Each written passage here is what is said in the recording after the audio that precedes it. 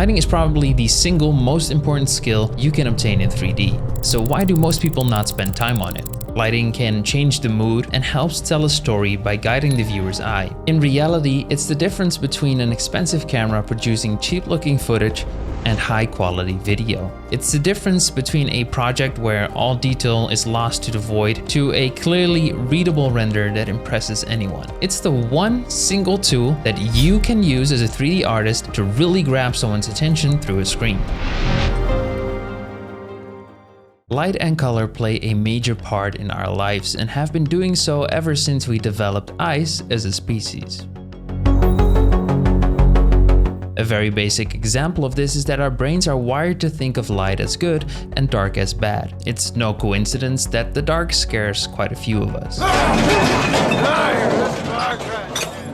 These are primal instincts that came from thousands of years of evolution and rely on our eyesight as a major survival tool. Light gives us context by providing form to objects and helps us subconsciously make a lot of decisions. These aspects allow us, as 3D artists, to use light as a tool in our projects. There's actually a lot I could tell about light and color theory in general and how it affects us, but that's not for this video. Although understanding this can be beneficial to your projects, so let me know if you'd be interested in a video about this subject by commenting the light bulb emoji. Anyways, since light plays such a major role in our lives, it has been used to convey stories for ages. Think of campfire horror stories with dimly lit faces to make things spookier, depictions of gods as shining beacons of light even before we actually had color and light to paint with. It's obvious that light is deeply wired into our psyche. So let's get back to the first question I asked you. If lighting is so important to tell a story visually, why is it so overlooked? In my opinion, there's two main reasons for that.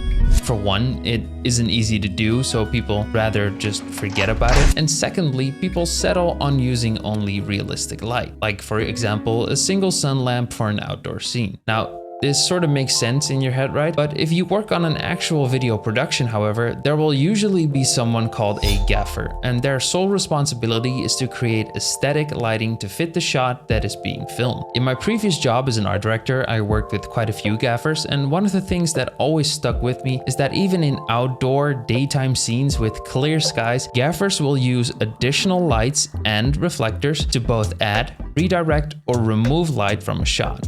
This is to achieve a certain look or feel no matter the natural conditions the subject is in, and it goes to show their intentional use of light to tell a story. Luckily, we as 3D wizards don't need any knowledge of wire placement, gear safety, or electricity, but we do need a technical and artistical sense of light, however. The placement, strength, color, and amount of lights are all under your control and should be considered for every shot in your project. As 3D artists, we have to treat our project similarly to the gaffers with intentional lighting, even in outdoor, indoor, or night shots.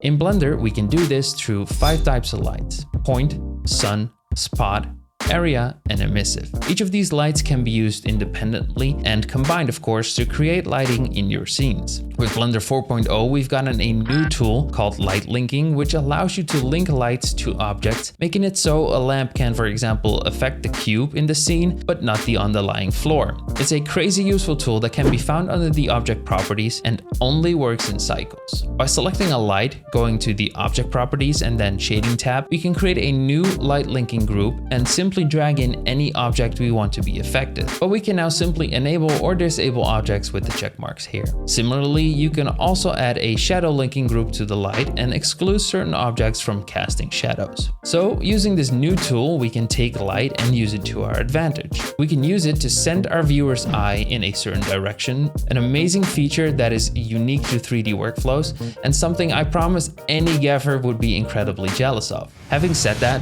what are ways to easily use light to clue in your audience to tell the story? Well, here's a few. Make sure the most important part of your render is lit up. Even if it's a dark silhouette, make sure there's light behind it to emphasize that silhouette, for example. Try the light from the point of view of your viewer. Have lights make sense from where you're looking as the audience and not be randomly placed and from weird angles. Or use soft lights, which are big size lamps, to emphasize soft, emotional, and positive things. But besides being able to tell a story with light, there's actually another, probably even bigger effect that it has on us.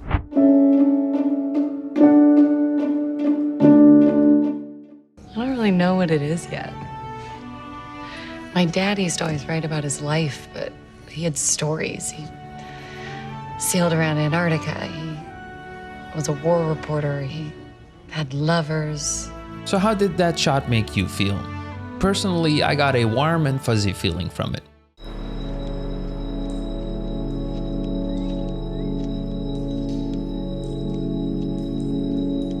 But what about this one? To me, empty and apathetic.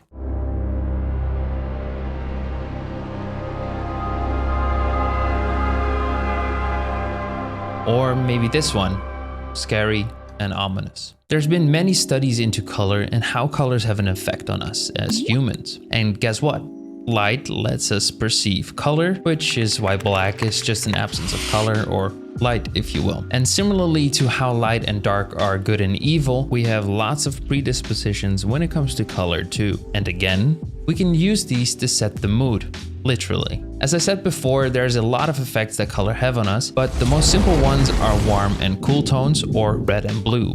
By adding in more warm light to a render, we can give a feeling of being in a warm environment, or it being a warm season like summer for example. We can even push this further by cranking up the redness of the lights and making them brighter to give the feeling that stuff is on fire or incredibly hot. Besides just the lights, you can then take the image and process it even further in compositing, making it warmer overall with some hue and saturation nodes. Or we can do the exact opposite by making the lights very white or bluish in tint, and by removing any hints of warm tones to give a very cold feeling to our render. These types of warm and cool lighting schemes are often used in Hollywood blockbusters to give an entire movie a certain vibe.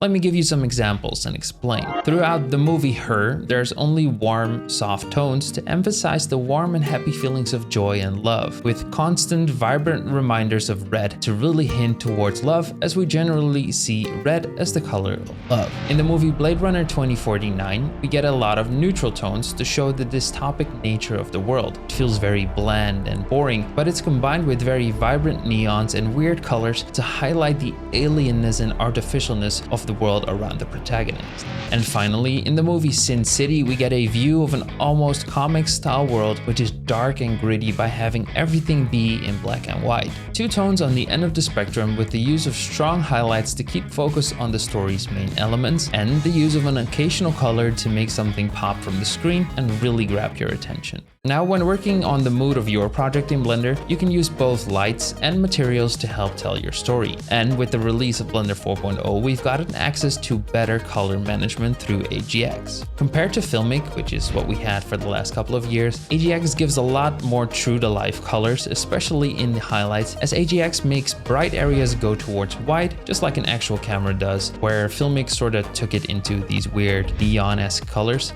Anyways, AGX handles that a lot better. It also handles saturation a lot better, so making well-lit and vibrant renders should be easier than ever before. There's a lot of color theory that you can use for your projects, but as I said, that's not for this video. For now, I'll boil it down to you using one of these 4 color scheme options. Monochromatic, which is best suited for harmonious, undivided shots using a single base hue extended with darker and lighter variations of that same color. Complementary, best suited for opposition and tense shots using 2 opposing or complementing color tones, which breathes life and drama into something. This is probably the most common color scheme and the one you're either consciously or subconsciously already using. Analogous, best suited for feelings of sympathy, like-mindedness, and reality. Use colors that are next to each other on the color wheel. These colors tend to occur in nature and therefore create a realistic, harmonious feeling in your shot. Triadic, best suited for balanced but vibrant shots which feel evenly matched. These are 3 colors that are evenly spaced around the color wheel and used at the same time. Triadic color schemes can look somewhat cartoonish, but give a nicely balanced feel to your shots. So, when you're working on your project, try to take the time and ask yourself the following questions to decide which colors work for you. What is the mood this image or animation should have? What story am I trying to tell? Which color will pop in my render and which color wouldn't be noticeable? And can I emphasize certain things with more color or light? By thinking about these questions, you'll get a better understanding of the goal of your artwork and how it is perceived by your audience. A happier, more lively image will probably benefit from warmer tones, and a sadder, more alien image may be better off with cooler and weird tones. This process will almost always result in a better, more readable and defined image or animation. But sometimes you don't need to really tell a story or set the mood. Sometimes you just need to display something as best as possible.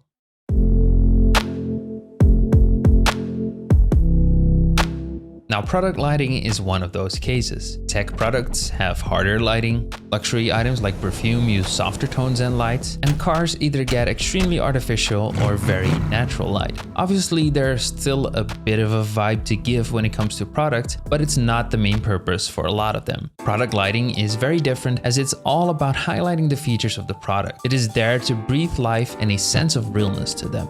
It can pull focus to where you need it to be, and it can emphasize the shape and materials a product has. It can also build tension, but this is hard to achieve in a still render though, and it's more suited for animations. Whereas you usually don't want to use too many different lights in normal renders, with exceptions of course, in product lighting you can basically add as many as you want to get the desired look.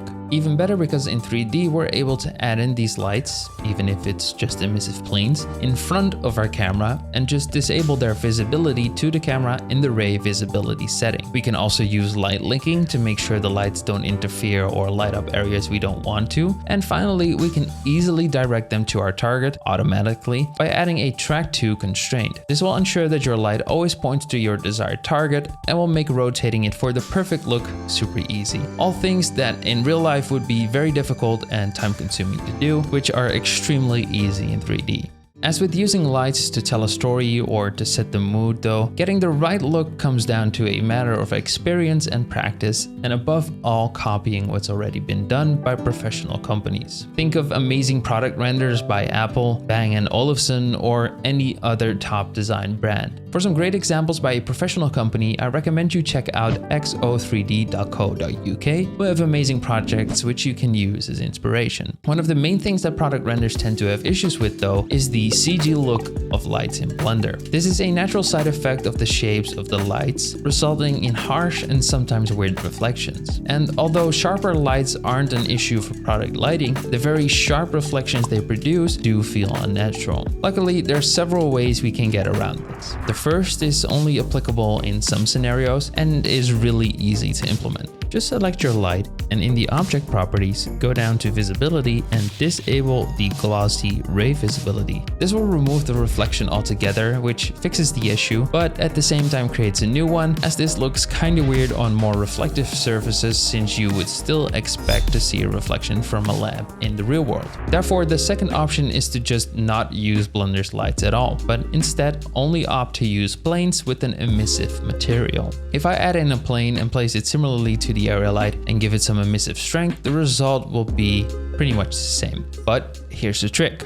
If we, instead of using a full plane, use a gradient texture to control the alpha of the plane, we can make sure we get a nice fade instead of just a single white plane with harsh edges. With only a few nodes set up like in this screenshot I'm showing you right now, you can get full control over the fall off, strength, color, and more. It's a great fix to the hard edge problem. However, it's still not the most realistic, as actual studio lights tend to look very different in reality. So the final option for this issue is to use an add-on like NIS Light Pack, which consists of up to 50 distinct light shapers made from photos of actual studio lamps. These lights will add realistic reflections and light shapes that further elevate the realism of your product renders. And they're all shader based with multiple options too, meaning you still keep full control over their look and feel, color, and blurriness. It's a nice step up from the second option that I personally enjoy using for better results. If you're interested, you can find a link to the add-on in the description down below. So now you know how to use lights to tell a story, set the mood, or light a product shot, but you still need to know all the other ways you can up your lighting game in Blender. So check out this video next to learn more about lights in Blender and what makes it so incredibly powerful.